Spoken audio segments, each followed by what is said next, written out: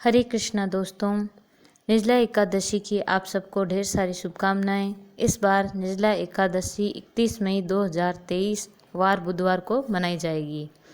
मेरा प्रयास रहेगा कि मैं आपको व्रत की विधि, महत्व और उपाय बताऊंगी। सबसे पहले निर्जला एकादशी व्रत का महत्व।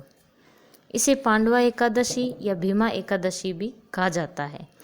साल में 24 एकादशी आती है, महीने में 2 आती है, एक शुक्ल पक्ष की और दूसरी कृष्ण पक्ष की। सभी एकादशियों का अपना अपना बहुत महत्व होता है। अधिक मास होने पर 24 + 2 26 एकादशी पड़ती है।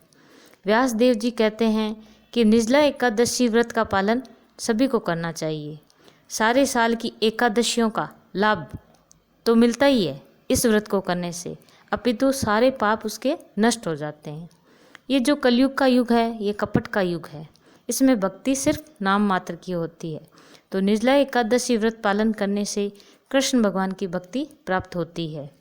जो व्यक्ति सख्ती से इसका पालन करते हैं, उन्हें 24 एकादशियों का लाभ तो मिलता ही है, साथ साथ हर तीर्थ स्थान का दर्शन करने का लाभ, हर पवित्र नदी में स्नान करने का लाभ भी प्राप्त होता है और व्यक्ति महान बन जाता है। उसे धन सौभाग्य की प्राप्ति होती है, उसका स्वास्थ्य अच्छा हो जाता है, हर प्रकार का दान देने का लाभ प्राप्त होता है, उसको परम शक्ति प्राप्त होती है। उसको यमदूत नहीं अपितु विष्णु दूत आकर वैकुंठ धाम ले जाते हैं। इन सभी का अगर आप लाभ प्राप्त करना चाहते हैं तो इस निर्जला एकादशी का कड़ाई से व्रत से पालन करना चाहिए। व्रत करने की विधि और उपाय। सुबह जल्दी उठकर स्नान करना चाहिए और विष्णु भगवान के समक्ष बैठकर उनसे प्रार्थना करनी चाहिए कि हे भगवान, आज मैं आपका ये निर्जला एकादशी का व्रत करने जा रहा हूँ या जा रही हूँ, आप मेरा व्रत सफल करें। उनके समक्ष घी का दीपक जलाएं, उन्हें चरणामृत, प्रसाद, फल, फूल यथा सामर्थ्य चढ़ाएं। ज़्यादा से ज़्यादा कृष्ण भगवान के नाम का जाप करना चाहिए। इस दिन यथा सामर्थ्य दान भी करना चाहिए। ब्राह्मण को एक जल से भरा पात्र और वस्त्र, फल दान करना चाहिए। हो सके तो पीले वस्त्र दान करने चाहिए।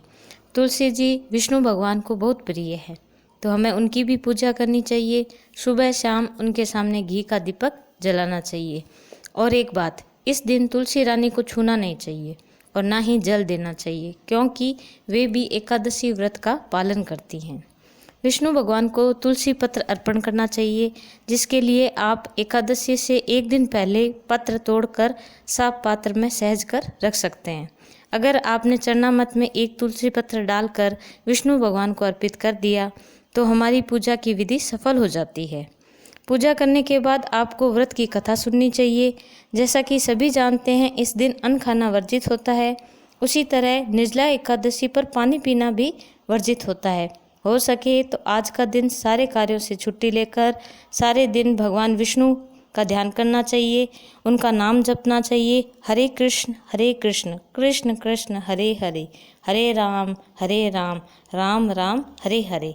ऐसे हरे कृष्ण महामंत्र का जाप करना चाहिए। रात्रि में जागरण करना चाहिए, कथा सुननी चाहिए, हरि जस गाना चाहिए और हमारा सारा ध्यान कृष्ण भगवान की तरफ होना चाहिए, कृष्ण में होना चाहिए। हरे कृष्णा। निर्जला एकादशी व्रत कथा। निर्जला एकादशी व्रत का पौराणिक महत्व है और व्याख्यान भी कम रोचक नहीं है। जब सर्वज्ञ वेदव्यास जी ने पांडवों के चारों पुरुषार्थ धर्म, अर्थ, काम और मोक्ष देने वाली एकादशी व्रत का संकल्प कराया था, तब युधिष्ठिर ने कहा, हे जनार्दन, ज्येष्ठ माह के शुक्ल पक्ष में जो एकादशी पड़ती है, आप कृपया करके उसका वर्णन कीजिए। भगवान श्री कृष्ण ने कहा, हे राजन, इसका वर्णन परम धर्मात्मा सत्यवती नंदन व्यास जी करेंगे, क्योंकि ये संपूर्ण शास्त्रों के ज्ञाता हैं। तब वेद व्यास जी कथा कहने लगे। कृष्ण पक्ष और शुक्ल पक्ष दोनों एकादशी में अन्न खाना वर्जित होता है। द्वादशी के दिन स्नान करके भगवान कृष्ण की पूजा करें, ब्राह्मणों को भोजन देकर बाद में स्वयं भोजन करें। यह सुनकर भीमसेन बोले, परम बुद्धिमान पितामह, मेरी बात सुनिए।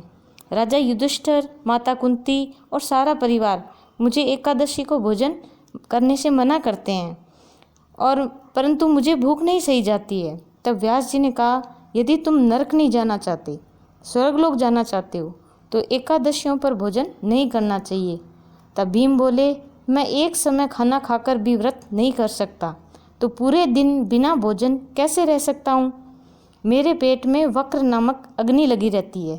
जब मैं ज़्यादा भोजन करता हूँ तभी यह शांत होती है।